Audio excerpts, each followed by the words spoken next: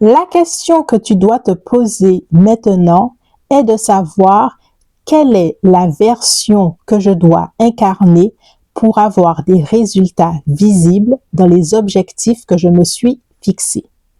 Quelle est l'incarnation que je dois montrer à moi-même et au monde pour avoir des résultats visibles dans ce que je souhaite faire. Quand tu commences tes projets en partant de cette question, tu pourras rapidement avoir les résultats que tu veux.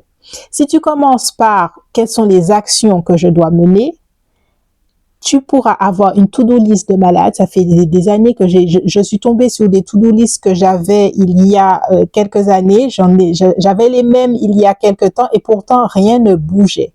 Si tu passes par l'action avant d'être la personne que tu veux pour atteindre tes objectifs, tu vas tourner en rond sur plein de choses. Tu vas avancer quand même, hein?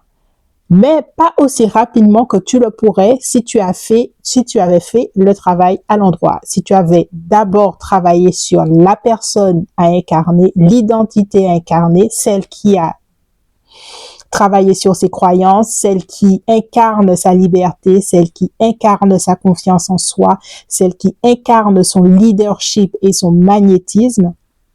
Si tu travailles d'abord sur ça, tu auras fait plus de choses en 2 mois que dans les 6 dernières années. Imagine que tu te regardes, imagine avoir ce que tu veux et que tu te regardes avec cette version, la nouvelle version que tu as et que tu regardes en arrière et que tu te vois maintenant. Tu fais un rapport entre ton toi du futur et ton toi du présent. C'est ça qu'on va essayer de travailler, qu'on va travailler dans le coaching pour atteindre rapidement, pour faire un saut quantique pour arriver à cette version de toi-même. Si ces sujets t'intéressent, n'hésite pas à t'abonner et à découvrir ce que je propose dans le lien dans ma bio.